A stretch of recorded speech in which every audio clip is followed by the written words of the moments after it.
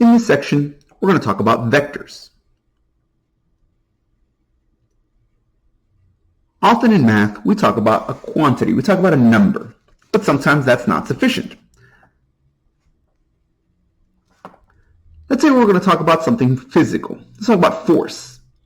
All right, here I have an object, which I'm going to go ahead and push. I'm going to go ahead and move it with let's say a pound of force. All right, now let me go ahead and do that exact same thing again. All right, same object. I'm going to apply 1 pound of force. Well, even though I've kind of done the same thing, it seems apparent to just about anyone observing that that had a different result. Let me do it again. I'm going to apply a pound of force again. And in fact, I can try 2 or 3 pounds of force and nothing's really happening here. That's because the amount of force that I'm putting in is only part of the story. What also is under consideration is the direction in which I'm applying the force. So sometimes it's not sufficient to give a quantity. You need to give a directed quantity. We need to talk about an amount in a particular direction. So this brings us to the concept of a vector. A vector can be thought of as a directed distance or a directed value. Here I can apply a certain amount of force and I can apply it in a particular direction. Here you can think of this as a directed line segment, saying I've started from here and I've ended here, where this is the point P and this is the point Q. This is different from saying I started from the point Q and ended at the point P. So not only do I have a distance, an amount, a number, but I also have a direction. The notation for something like this can be written by expressing the starting point, the ending point, and then conventionally we put a small arrow over it. This signifies that we're starting from P and going to Q. Note that this is different from going in the opposite direction. If I started at Q and went back to P, that would be a different vector, and it would have a different notation, starting from Q back to P, like this.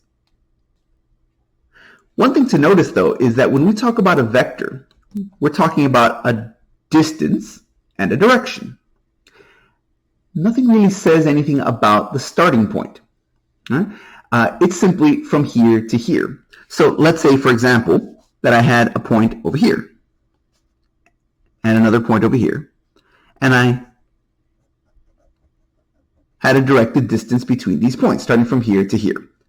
All right, so let's say this is the point A and this is the point B.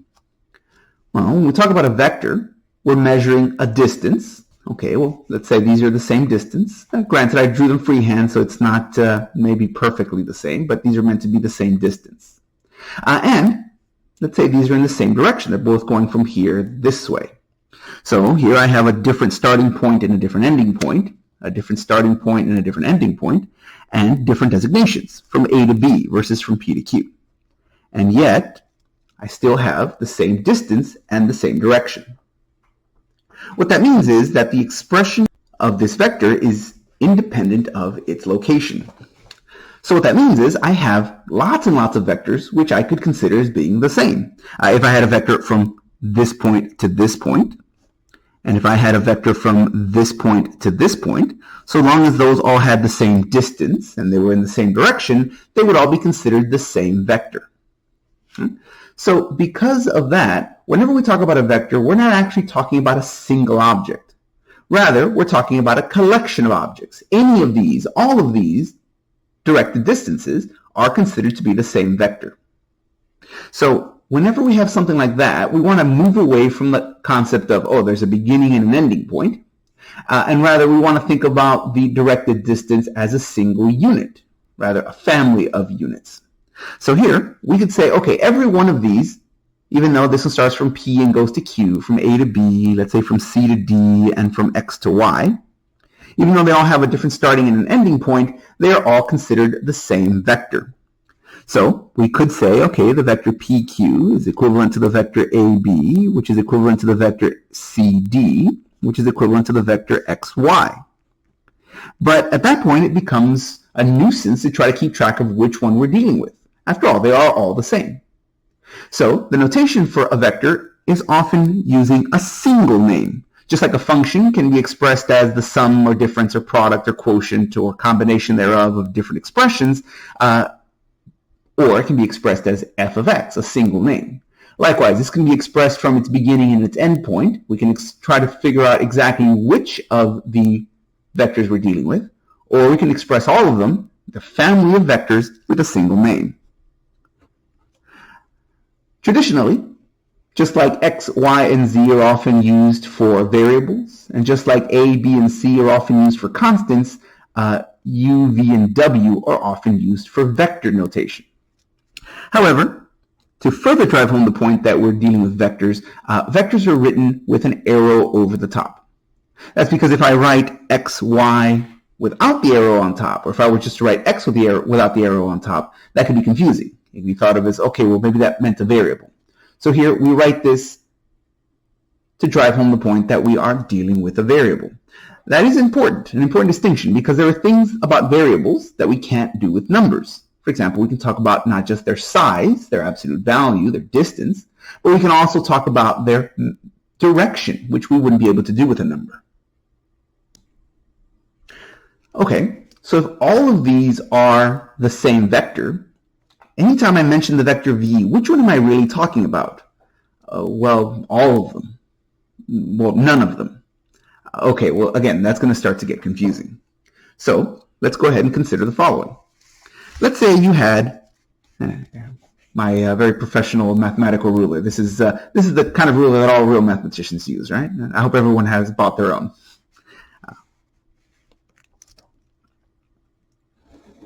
Consider the following coordinate system. Just the typical xy plane, where your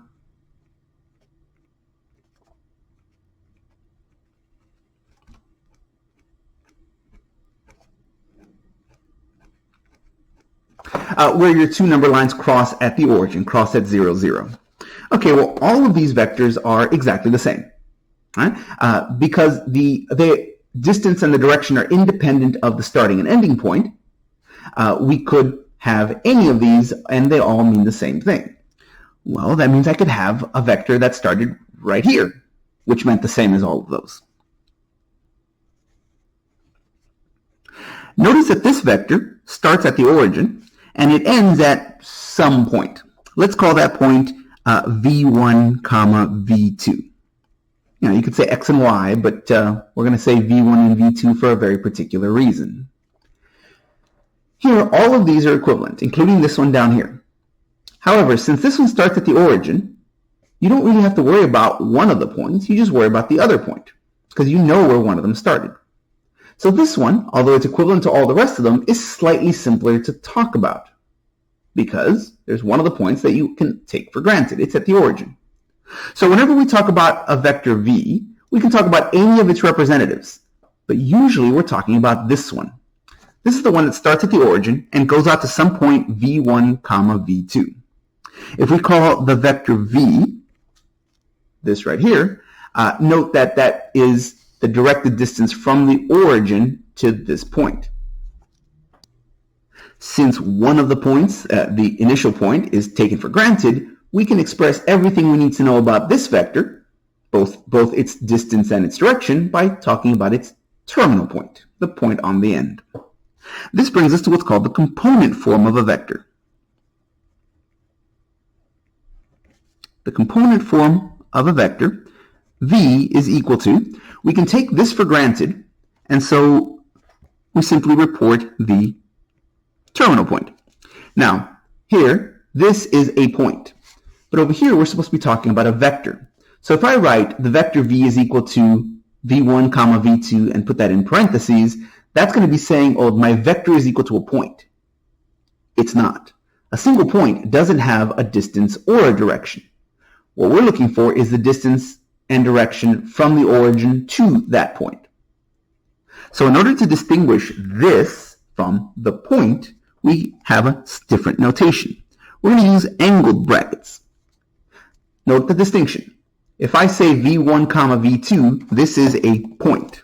It doesn't have a distance or a direction. This right here is a vector. It has both a distance and a direction, namely the distance from the origin to that point and the direction from this to this.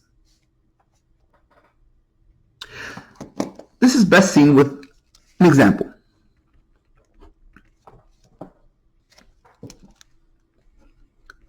let the vector v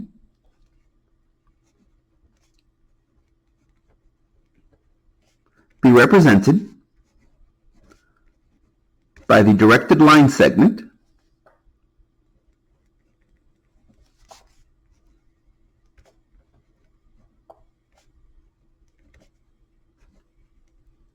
from the point, let's say initial point, let's use proper terms here, from initial point 1, 3 to terminal point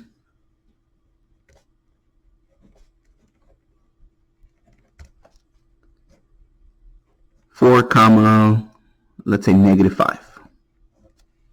Okay. Let's represent the vector v in component form.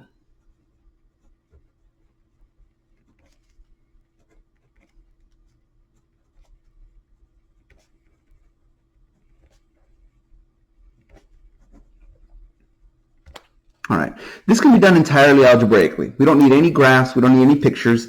That being said, since this is an explanation, and since I like showing off my cool ruler, I'm going to give an illustration to accompany the example. All right, so this is something that's pretty simple to visualize, but let's go ahead and visualize it together here. We have an initial point starting from 1, 3, right about there. And we have a terminal point at 4, -5. Let's see here, 1, 2, 3, 4, 5. 4, -5. So here is our vector. It starts from this point up here. That's what we mean by an initial point. And it terminates, it ends at this other point. Okay, so this is our vector v. But remember, the vector v is not unique. There's an infinitely many vectors from different starting points that are exactly the same as this one. A vector is not a single vector, it's a family of vectors. Any one that has this direction and this distance. When we answer the component form, what we're asking for is, we want the simplest one of these, the one that starts from the origin. Okay, well, that's, we want to go ahead and find how far from the origin we need to go left, right, or up and down to make this directed line segment the same as this directed line segment.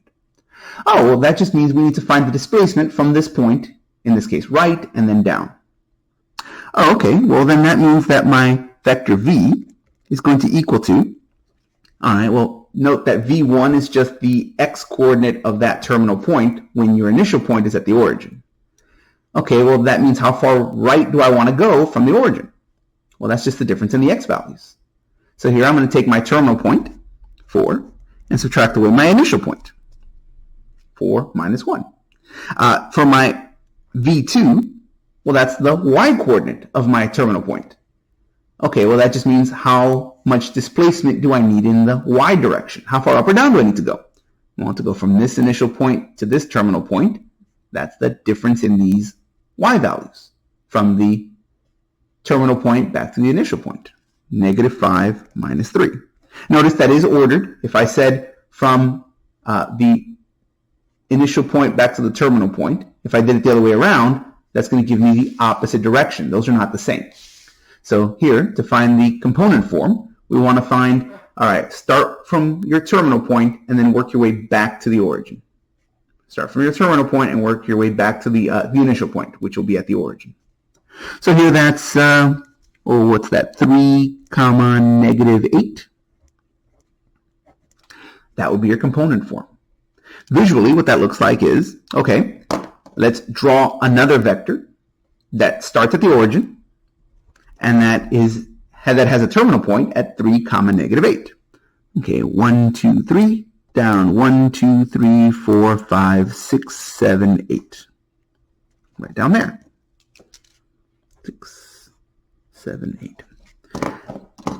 And when I draw that,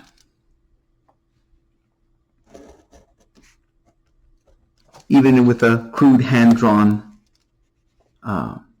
illustration here, these do at least appear to be the same vector, and in fact they are. So this vector here is equivalent to this vector here, but since this one has its initial point at the origin, we can take that point for granted and simply report the terminal point. And to illustrate that this is not just the point, but the vector that ends at that point, we write it in component form with these angled brackets. Writing it in parentheses would make it a point, not a vector, and therefore not equivalent to this vector in blue.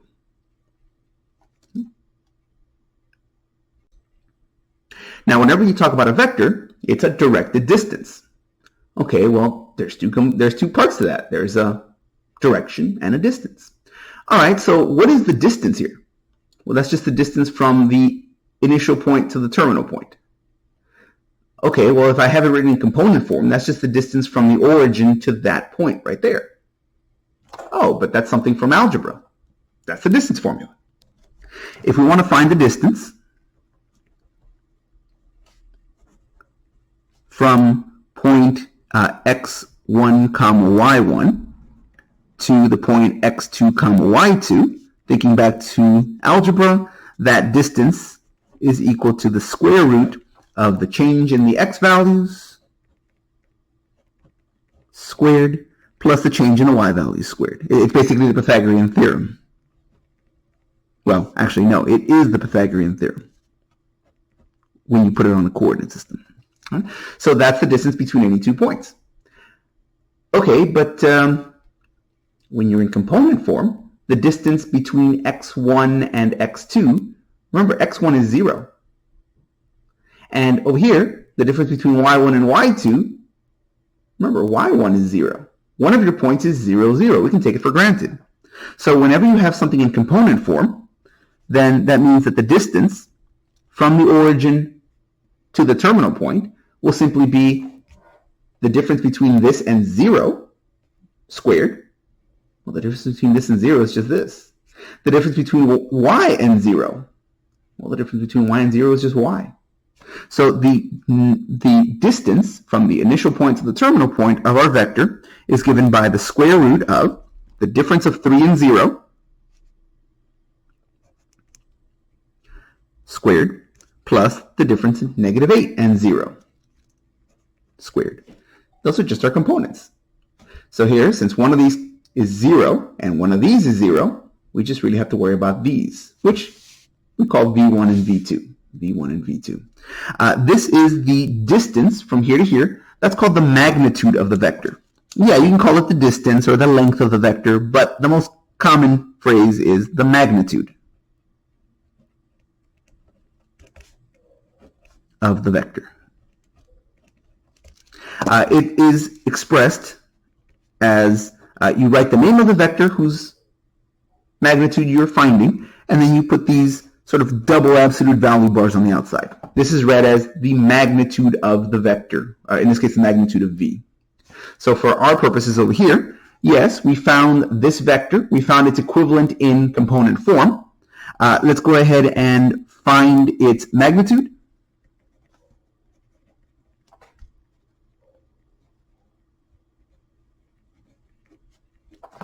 Okay, well, that's just the magnitude of v, which is going to be the square root of, you're going to take the first component, square it. You'll take the second component and square that. And then you'll add those two together underneath the square root. So that's what? 64 plus 9 is 73. Square root of 73. So there we go. That's the magnitude of your vector. That's how strong it is. Back in the example of me pushing this cube, that's how many pounds of force I was putting in there. All right. Now that we have a concept of a vector and some of the definitions of our vocabulary, let's be a little more formal about things.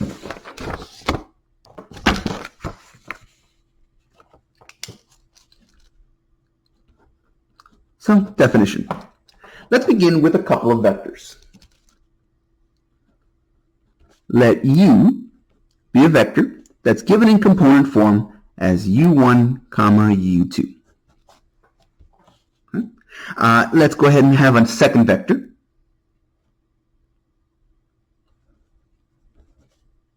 Which we'll call V, and that'll be given in component form as v1 comma v2. It's either given in this form, or if it's not, if it's given in just 2 points, you can always put it in component form. If it's given in any other form, you can always put it in component form. So in any event, you have 2 vectors that either were given in component form or you yourself put them that way. Let's let those be vectors. And let C be a scalar. Be a what now? A scalar. In other words, just a regular number. Whenever you're talking about vectors, if you need to talk about just a regular number, like the number 2, the number 5, that's in relation to a vector, it's called a scalar. You didn't think numbers were going to go away, did you? Numbers are still here. They're just being used in tandem with vectors. All right? So here we have 2 vectors and a regular number. And again, we call it a scalar when we're referring to it alongside of a vector. We can define vector operations. The first vector operation is the vector sum. The sum of the vector, let me go ahead and do these in order, vector u plus the vector v, is simply done component-wise. This is something that you'll come to love about vectors. Just about everything you do with vectors is component-wise. Right? This has 2 components. This has 2 components. When you say you're doing something component-wise, that just means you don't mix the components in different positions. So if you're going to add these 2 vectors, to say you do it component-wise just means you're going to do something with the first component and the first component. And then, completely separate, you'll do something with the second component and the second component. Obviously, since we're adding, it seems like the most obvious thing to do would be to add the components. Notice that u1 only adds to v1, and it doesn't have anything to do with the second component. u2 adds to v2, and those have nothing to do with the first component. For the most part, anything we do with vectors will be component-wise. And anytime you see something is component-wise in math, you thank your lucky stars, because that means things are going to be relatively simple. It's when things are not done component-wise that complications occur. So here we define vector addition. We can define the scalar product, C times U. The scalar product, yeah, that means multiplying a vector times a scalar product. Why don't you just say product? Well, because we're going to have more than one product. Because here is what's happening when you're multiplying a vector times a scalar. Okay, but what about a vector times another vector? So there's more than one kind of multiplication. There's a vector with a scalar. We call that scalar multiplication. And there's a vector with another vector. That's called vector multiplication. You might ask, well, wait a minute, are those going to be different? Well, of course. A number and a variable are different, which means that they can't possibly be done the same way. Here, scalar multiplication is the simplest of all multiplications. It's the one that you would hope all the other multiplications could be like. Multiplications? Did you say plural? There's going to be more than one multiplication after this one? Yes, we're going to have 3 different kinds of multiplications. For now, we're going to talk about the simplest one, and this is scalar multiplication, which in fact, let's go ahead and label that. Scalar multiplication.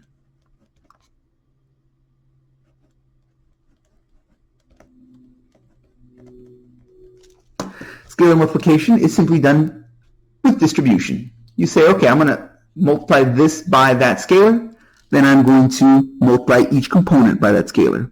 So here, C times U1, comma, C times U2. And that's it. That's how we define scalar multiplication. That C simply multiplies each of those. Or in other words, it affects each component on its own. Hey, it's done component-wise. Isn't that nice? The third definition we're going to have is we're going to define the negative of a vector. And the negative of a vector is, well, you can think of it as -1 times u. And all of a sudden it becomes the same as this first one. We're simply going to multiply the -1 times each of the components. So that's -1 u1, or you can just say minus u1, comma, -1 u2, or more commonly just minus u2. And we can then define vector subtraction. Vector subtraction is the same as addition of the negative. So in other words, u minus v is the same as u plus a negative v.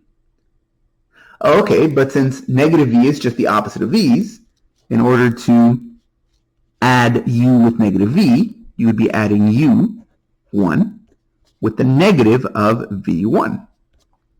And you would be taking u2 and adding the negative of v2. Oh yeah, but remember, these are just regular numbers.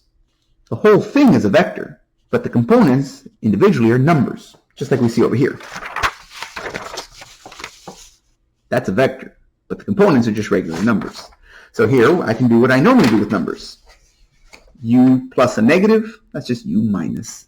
So here that's equal to u1 minus v1 and u2 minus v2, which of course, well, that does seem to be the reasonable conclusion, right? If you add things component-wise, subtraction should work the same. It's done component-wise.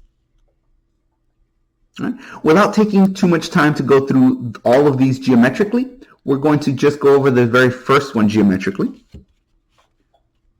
with a quick visual example.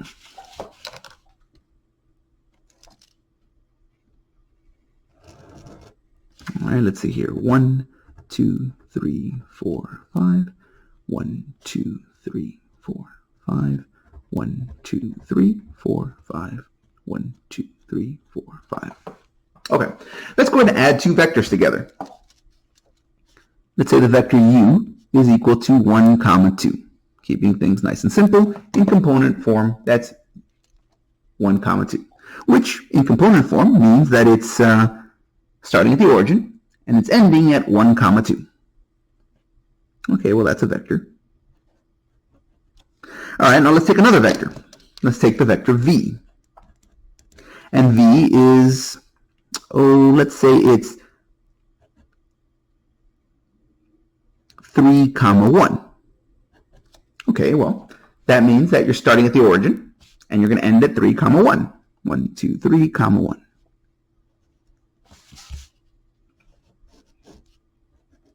All right, so there are two vectors.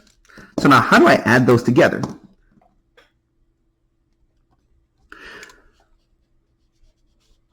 Geometrically, the way this looks is it's a sequential application of a force. I have an object here. I'm going to apply two forces sequentially. First, I'm going to go this way, and then I'm going to go this way. All right. Here's the origin. First, I'm going to go this way, and then I'm going to go this way. Well, you know, that result could have just been done by just doing one motion directly. So when we add two forces together, what we're doing is we're saying, okay, I'm doing that, and then I'm doing that.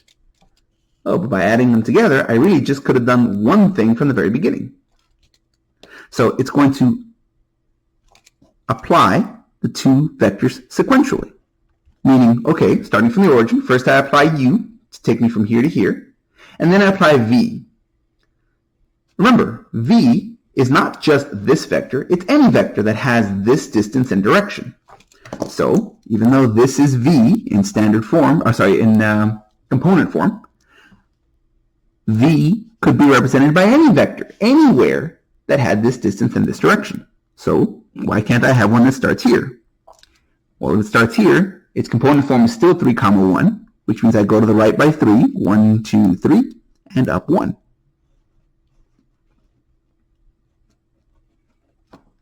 Now, there's no reason why I had to apply them in that order. I could have said v plus u. I could have said v plus u. That would have been, okay, first let me apply v from the origin to here, and now let me apply u. Okay, well, if I already applied this force, I'm sitting right here, so now I need to go 1 to the right and up by 2. Hey, that ends in the same place. Okay, sure. I can either do this, then that, or do that, then this. Either way, I end up at this point. Okay, well, you know, instead of taking 2 steps to get there, I could have just taken a single step from the very beginning. Starting from the origin, I could have just gone straight there.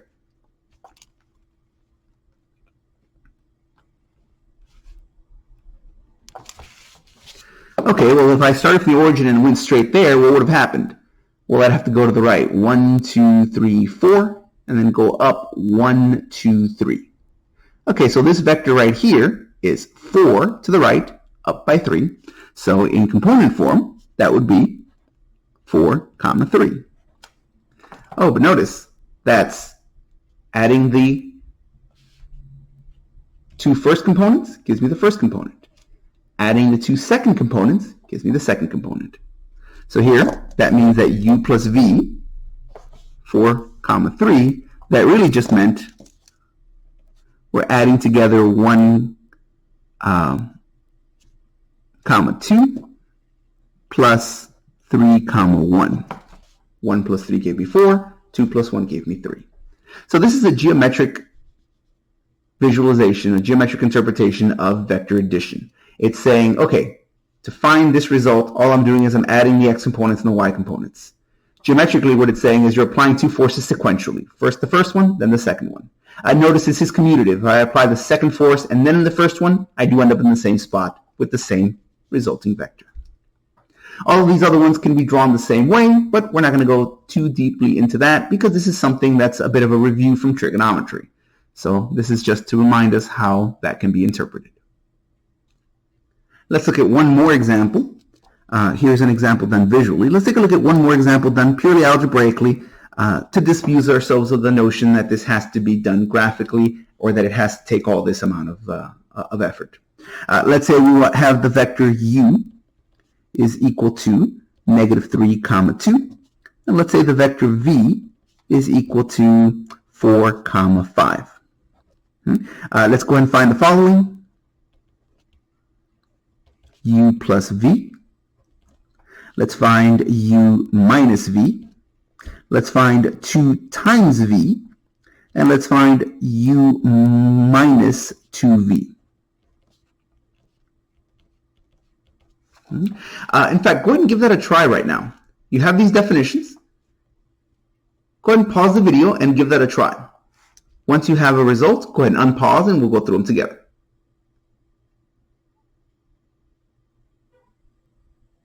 All right, so let's take a look. To add two vectors, vectors together, you're going to simply add them component-wise.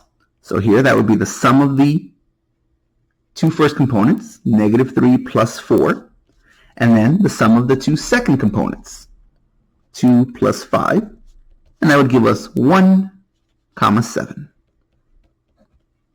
So visually, what that is, okay, first I apply the vector u to bring me up there, and then I apply the vector v to bring me over here. Okay, visually that's what it is. But algebraically, it's simply the component-wise addition of those vectors. Subtraction is simply component-wise subtraction of the components of the vectors. Here we take -3 minus 4. Remember to keep them in order, u, then v. If it was v minus u, you do it the other way around. And then here that's going to be 2 minus 5. So that would give us -7, -3. And that's vector subtraction. Scalar multiplication. U is equal to, v. V is equal to 4, 5. So 2v would be 2 times the components of the vector v, or in other words, 2 times 4 and 2 times 5, which will give us 8, 10. One thing to note about scalar multiplication is that it is exactly what it sounds like.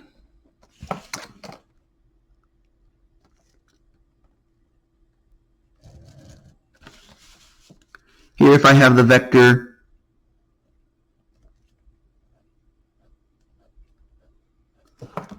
let's say I have the vector 1, 2. All right, so that's the vector 1, 2. All right, let's scale that. Let's say by a factor of 2. So let's double each of the components. That's the way you perform scalar multiplication. You multiply each of the components by that amount. So 2u would be what? 2, 4? Okay, well, that's 2 to the right and up by 4. Notice that's got the exact same direction. It's just longer. Okay, well then let's take 3 times this one. That would be 3, 6. Okay, 1, 2, 3, up 1, 2, 3, 4, 5, 6. Notice that is also in the same direction. It's just longer. In fact, it's the same vector in terms of direction, but this one is twice as long. This one's 3 times as long. Oh, it's changing the scale. It's scaling it up. It's the same vector, but twice as long. Or rather, it's the same direction, but twice as long. So it's a scalar multiple. We take that literally. It scales it up. It changes the scale of your vector. Note that it does preserve the direction, which will be important here in just a moment.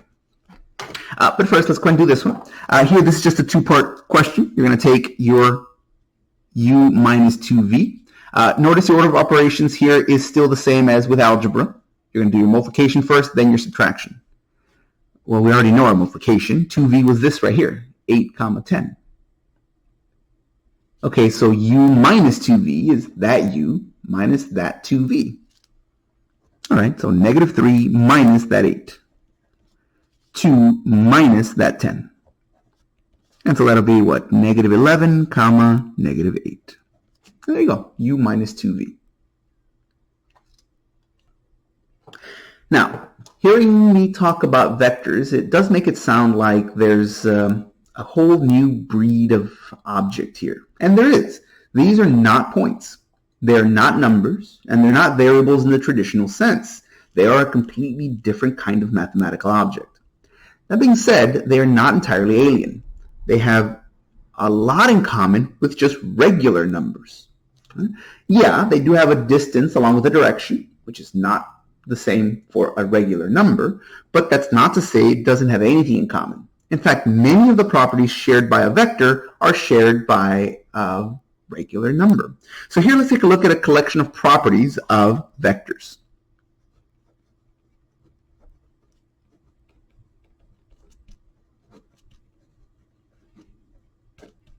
Properties of vector operations. This is a theorem. So we should go ahead and state that. So normally I like to write the word theorem first, but I think, well, I can put it over here. So theorem.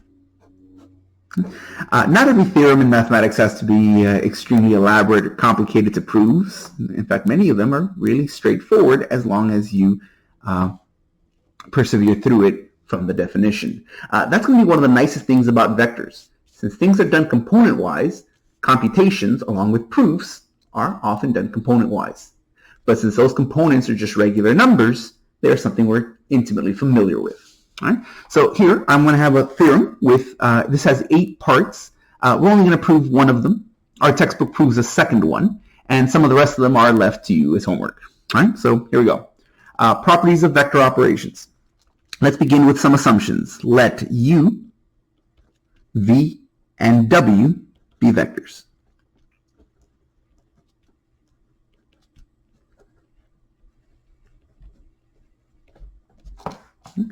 Let's have a scalar too. In fact, let's have 2 of them. So let u, v, and w be scalars, and let c and d be scalars, vectors and scalars. Let u, v, w be vectors, let c and d be scalars. Then the following 8 properties are true. The first one is the commutative property.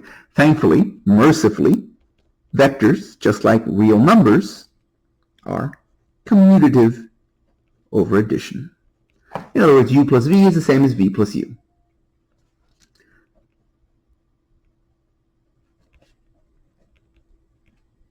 So addition is commutative. Okay. The second one is, not only is it commutative, just like it is for real numbers, it's also associative, meaning I can group things however I like. U plus v plus w, I can either add the u and the v first, or I can add the u and the v and the w first, and it makes no difference. I get the same result. So here we still have the associative property of addition. The third property is that for any vector u, if we add to it the 0 vector, say the 0 vector, what's the 0 vector? Let's go ahead and a small definition over here. Definition. The 0 vector is the vector that's given by 0, 0 as its components. In other words, it's the vector that started at the origin and then didn't go anywhere, right? Has no length, has no direction. It's just starts there and ends there. It's technically different from the number 0 because the number 0 is just a single number. Here, this is a vector that just didn't go anywhere. Right? So here, when we take u plus the 0 vector, well, then that's still going to be the vector u. Just like with regular numbers, adding 0 doesn't do anything. But instead of adding the number 0, we're adding the vector 0. Note, since this is a vector, you wouldn't be able to add the number 0. Right? We don't define vector and scalar addition. We can define vector and scalar multiplication, but here, the only definition we have for addition is vector with another vector. Here, you couldn't add a vector to another number, but you can add it to another vector, including the 0 vector. So here, you still have the additive identity. 0 still exists.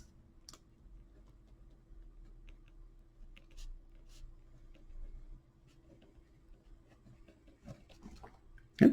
The next property we're going to have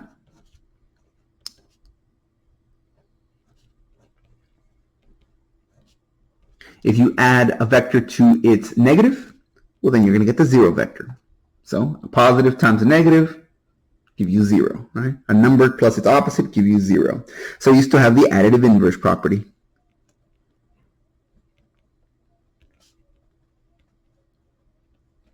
Or I'm not really going to ask you to remember these names, although you probably already know the name commutativity and associativity.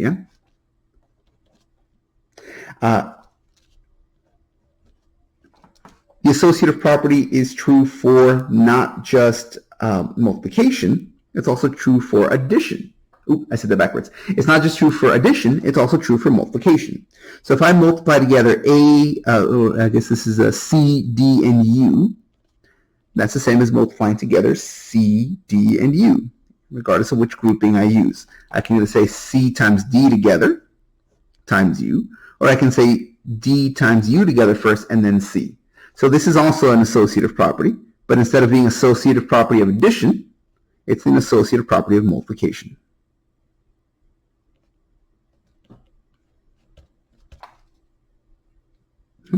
The next property is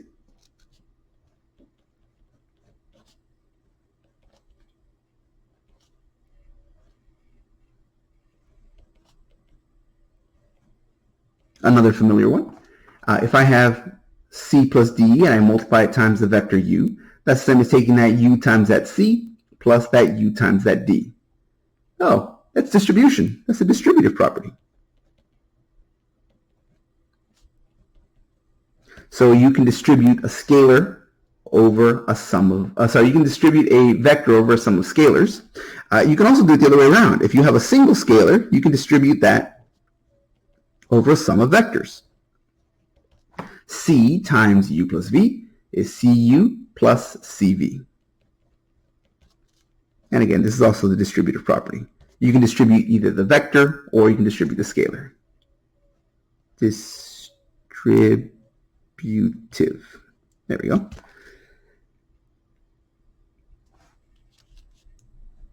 And finally,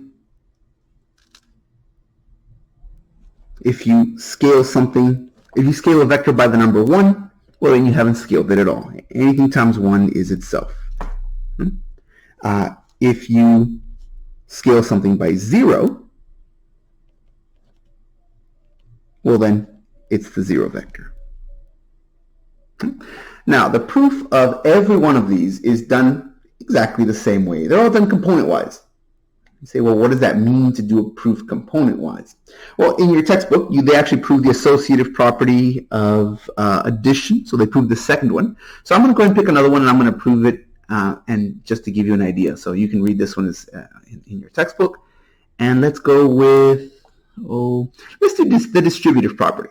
That's just one that we're going to use a lot, so I may as well prove it. So here I'm going to prove the theorem, just part 7. Some of the rest of these will be left to you as homework. So here I'm going to say a partial proof.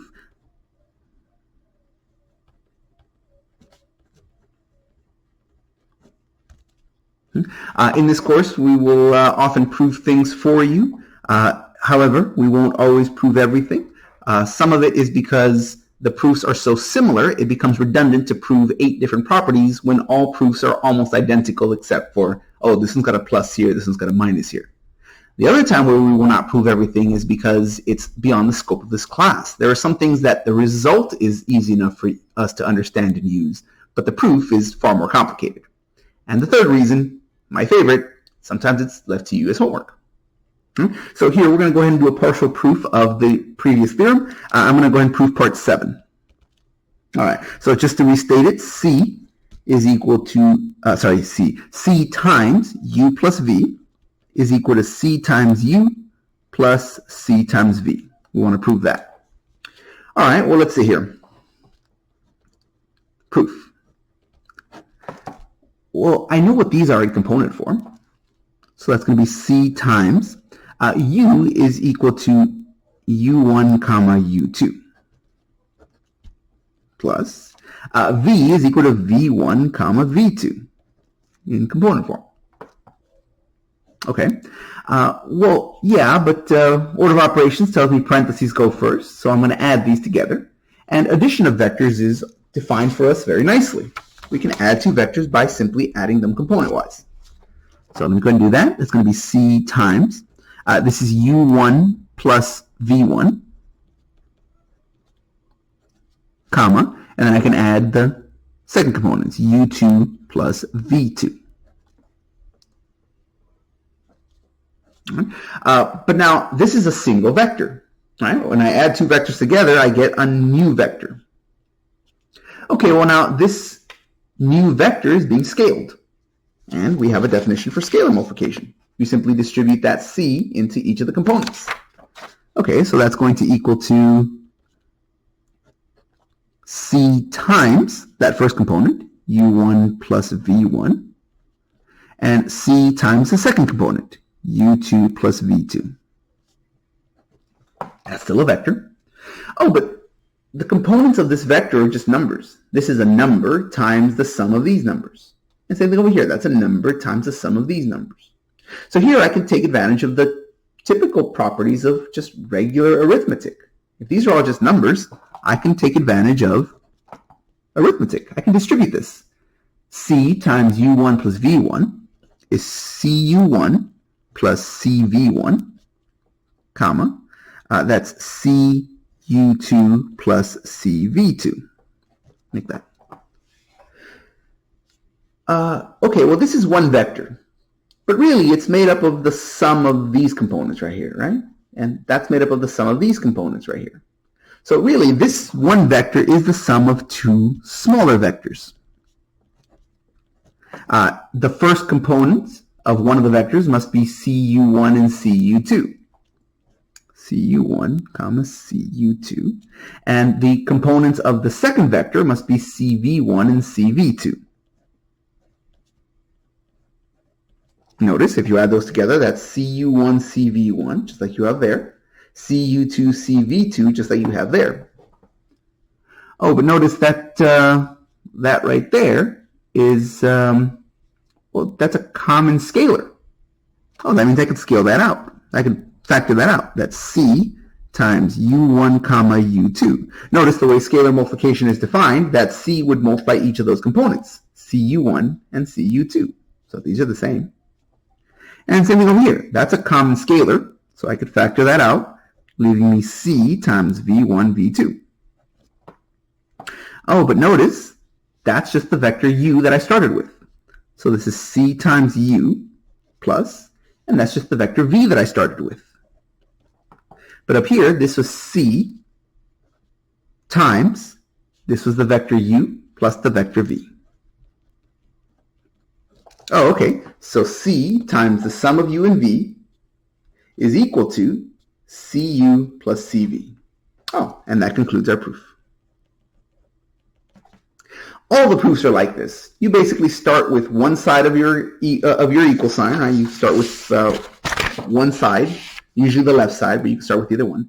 Start with one side, write it in component form, and then use the definitions of addition, subtraction, and scalar multiplication to expand it out. And then Once it's all expanded out, separate it back out into individual vectors, and it'll look like the right side. Since every one of our proofs for this, for the other properties of this theorem are exactly the same, I will forego them. However, at least a couple of them will appear in your homework. So keep that in mind, and feel free to ask questions as necessary. Now, there's a few other theorems here.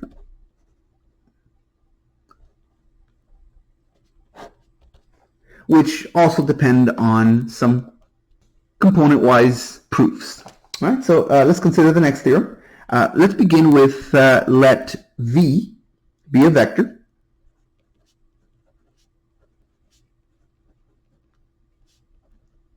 and C a scalar.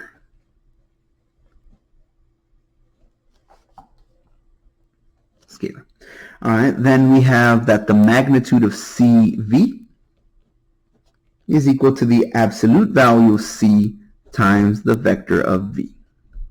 All right, so that's a single theorem. Go ahead and give this a try. Just like we had this one here, which was pretty much start with the left side, write it out in component form, expand, and then separate it back out. See if you can do this. Pause the video now and give this proof a try. Once you're done, you can go ahead and unpause and we'll go through it together.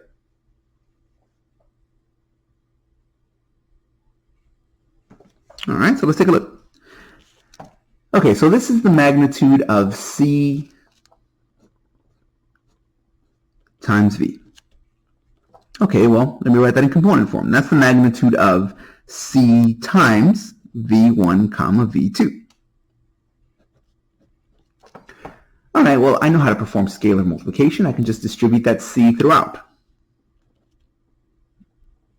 So that's going to be the magnitude of CV1 comma CV2. Right. But I know how to find a magnitude. That was one of our definitions from before, yes? The magnitude of a vector is simply the square root of the sum of the squares of the components. So that's going to be the square root. I'm going to take this one and square it. It's just a regular number, so it's squared just the way you normally square numbers. Plus, you take the second component, you're going to square it, and you're going to stick the whole thing under a square root. Oh, well, when you square a product, you can just square each component of the product, right? Yeah. For example, if you had like 4x squared, that would just be 16x to the second power. The square would just apply to everything. Same thing over here. You could write that as the square root of, that's C squared V1 squared, plus C squared V2 squared. Well, yeah, but now C2 is a common factor.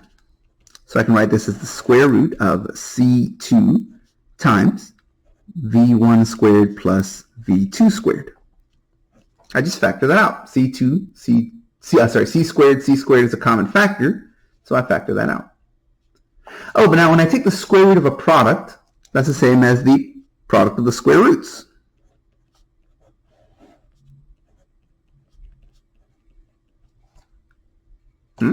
Multiply these together. That gives me that result. Oh, but, well, this thing right here, that's, well, that's C, isn't it? Square and square root cancel out?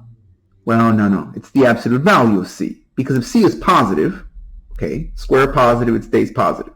Take the square root, you get C again. But if this is a negative number, if you square it, it turns positive. And then you take the square root. Okay, so it's always going to give you a positive result. It's always going to give you C or negative C. Oh, okay, so then it's going to be the absolute value of C. And then this, by definition, is the magnitude of the vector V.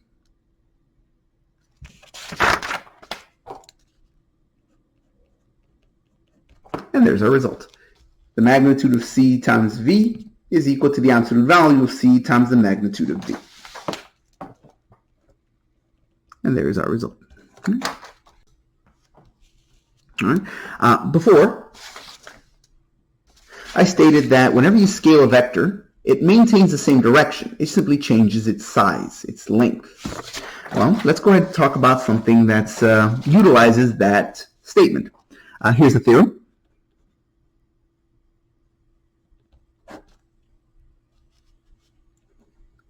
let V be a non-zero vector.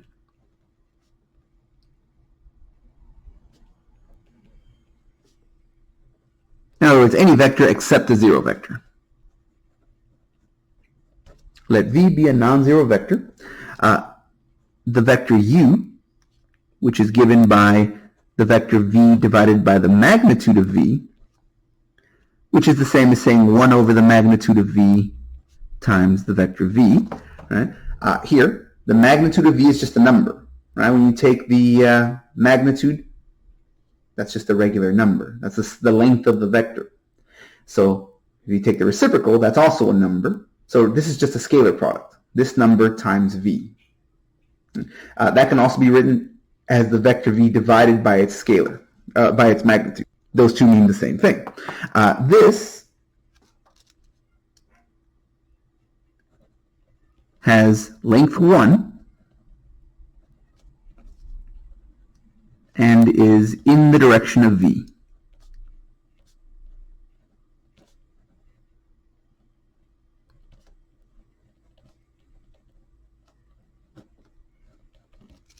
So by dividing a vector by its own magnitude, you preserve its direction, but you cut its length down to 1. This is often useful when you care about a direction, but you don't care about length. That way, length is no longer a consideration. It's just 1. And since when you multiply things by 1, it doesn't change them. Right? We'll be utilizing this kind of unit vector later. That's why we use the symbol U for this. This is what's called a unit vector in the direction of V. It preserves the direction while making the distance a predictable value of 1.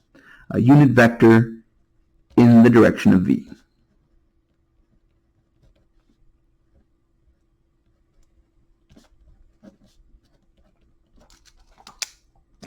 The proof of this one is very, very short and simple, which is very, very nice. You might try that as well. Go ahead and give it a try. Pause the video. Give it a try. And once you're done, go ahead and unpause and we go through it together.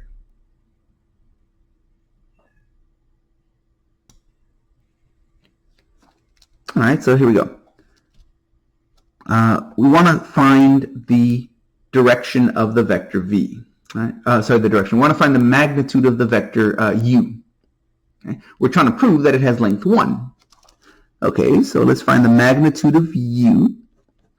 That's equal to the magnitude of, that's this right here. Right? Really, all of these are equivalent to each other. So this one, if I'm looking for its magnitude, that's the same as the magnitude of this one.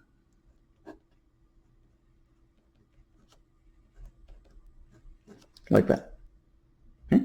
Oh, but we just showed that whenever you have the magnitude of a scalar times a vector, that's what this is. Remember, this is a scalar. It's just a number times a vector.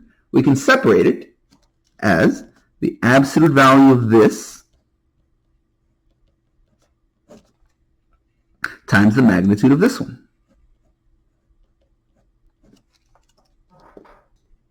Notice that a magnitude has to be positive because the way we define magnitude, it's a square root of the sum of squares. That's got to be positive. Squaring that's got to be positive. Adding two positives must be positive, and the root of a positive is a positive. So right here, that denominator is positive. 1 over a positive is also positive, which means taking the absolute values just gives you what's inside. Right? The absolute value of a positive number is just itself.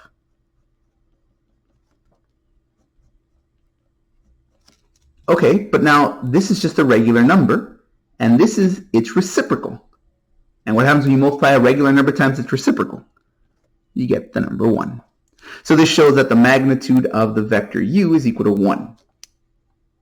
Okay, so that shows one part. It shows it has length 1. Okay, we got that. Okay, but what about the direction? Well, here, you're taking the vector V and you're scaling it. Okay, well, when you scale something, it simply stretches it out along the same direction, but has a different size. Well, yes, but if your scalar is a negative, then it'll go in the opposite direction, right? You're going to have the negative of those components. Oh, okay, so we just got to make sure that's not negative. Well, of course it's not negative. We just said the absolute value, the magnitude of V, it's got to be positive. and 1 over a positive must be positive. Since the magnitude of v, that one right there, is greater than 0. We know it can't be equal to 0 because this was a non-zero vector, so it's got to be something positive. Right? So that's going to be positive. Then 1 over the magnitude of v is positive.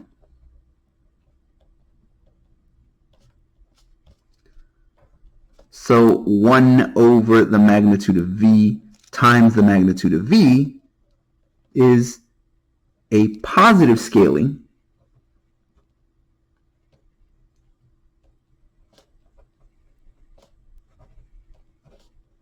of the vector v. So it must be in the direction of v.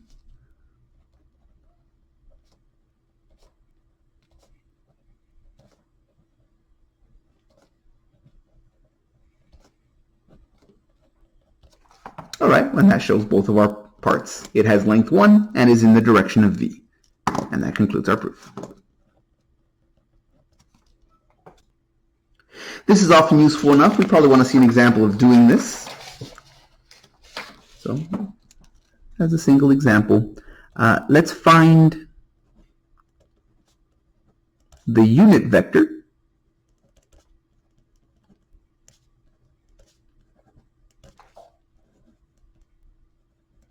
in the direction of v equals, in component form, 3, 4. All right, well, the unit vector in the direction of v is equal to 1 over the magnitude of v times the vector v. All right, so let's find the magnitude of v. The magnitude of the vector v is going to be the square root of the sum of the squares of those components, 3 and 4. All right, so that's going to be the root of 9 plus 16, that's the root of 25, which is just 5. So that's going to give us 1 over 5 times the vector v.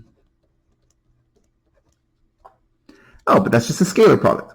So I can take this 1/5, and using one of the properties that we proved, we can simply distribute this over our vector. So this will give us 3/5, 4/5. And there's our result. The vector u is equal to 3/5, 4/5. This maintains the same direction, but now has a length of 1. Finally, for this section, let's talk about the standard unit vectors.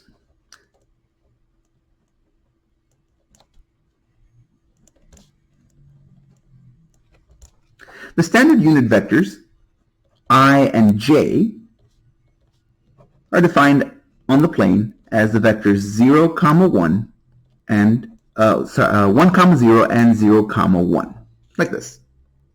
These are vectors which line up along the x-axis and the y-axis respectively.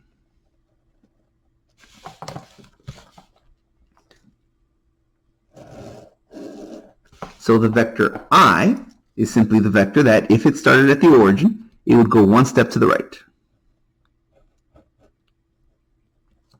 The vector j is the vector that if it started at the origin would go one step straight up. Whenever we talk about a vector in whenever we talk about a vector in component form, we give something like this, where we say, okay, here's the point 2, 3, and so this vector can be written in component form as 2, 3. Right?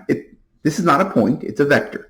But the reason it's called that is because the terminal point would be 2, 3. Okay? All right, so this is one way of writing this vector. Another way of writing the vector, however, is as a linear combination of the standard unit vectors. Basically, you can take these unit vectors and just add copies of them together until you get up there. So here, I could say that's one I. Okay, let me add another I. Now from there, let me add a j, and another j, and another j. Remember, vector addition is just sequential application of a vector. So starting from the origin, I could apply I, and then I again, and then j, and then another j, and another j. Or in other words, 2i and 3j. So this vector can also be written as 2i plus 3j. While this doesn't change what that vector is, it's simply a different way of writing it. This is component form, and this is as a linear combination of unit vectors. And while that does not give us any different way of expressing this, this illustration might invoke some other thought. Note that this looks an awful lot like trigonometry. That's a right triangle, isn't it? Up to now, we've talked about a vector as a directed distance. Okay, well, we talked a lot about the distance. We've talked about scalar multiplication. We've talked about how to scale a distance down to 1. We've talked about how to find that distance. We haven't really said anything about direction, have we? So as our last thing here, note, if we want to talk about a direction, we can give it as an angle. Thinking about this as a right triangle, though, this makes things very straightforward, because given this angle inside of a right triangle, I can define this angle using this side and this side. Oh, that's the side opposite, and that's the side adjacent. I can always talk about the tangent of this angle as opposite over adjacent. I can talk about the individual components. This is the side opposite. Right? This is the side adjacent. This is the hypotenuse. I could talk about them in terms of sine and cosine. Remember that if you're dealing with something that's of unit length, we're essentially back on the unit circle. Thinking back to trigonometry, as long as you're on the unit circle,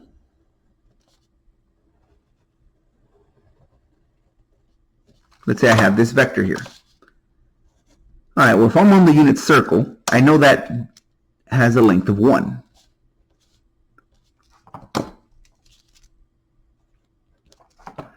Okay, so how do I find its angle, and how do I talk about this with relation to this here, the vertical and the horizontal components?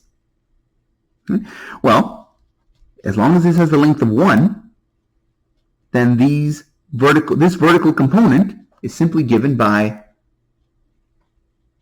the sine of the angle theta here. So as long as I have an angle in standard position, which goes counterclockwise the way we're used to in trigonometry, this length right here, this vertical component,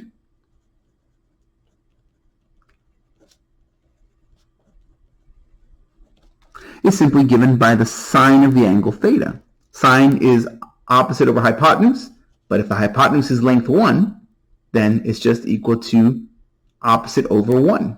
So this opposite side must equal to the sine of theta. Likewise, this horizontal component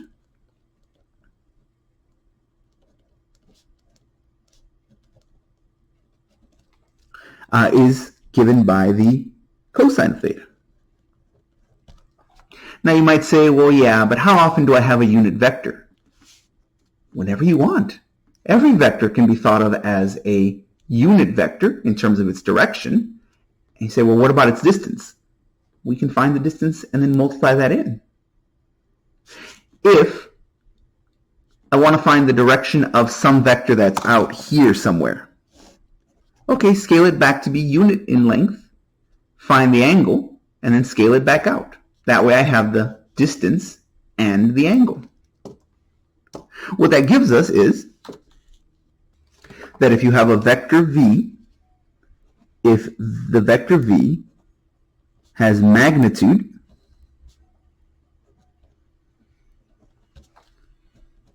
given by the magnitude of v, given by that notation, by that symbol, and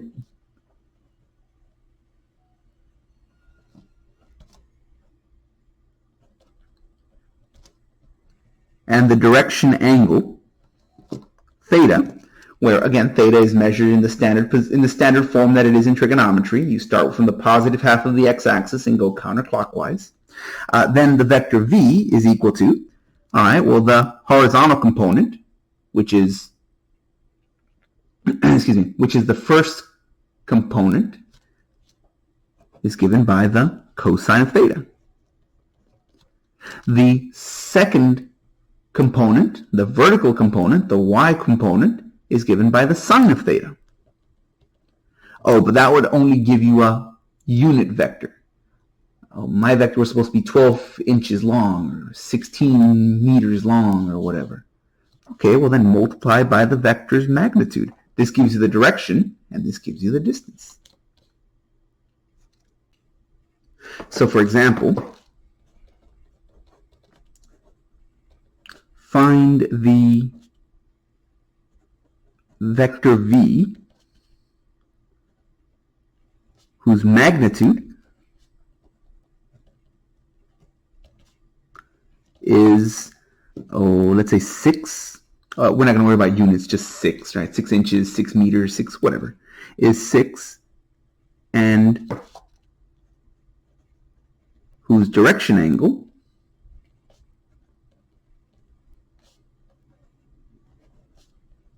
is, let's say, 30 degrees, because why not? Then that means that the vector v will equal to, well, we know the magnitude is 6. That is going to scale up a unit vector whose first component is the cosine of the direction angle, and whose second component is the sine of the direction angle. Here, cosine of 30 degrees is what? Root 3 over 2. And the sine of 30 degrees would be 1/2. And so that means that our vector v must be given by, what's that? 3 root 3, comma 3. And there we go. Visually,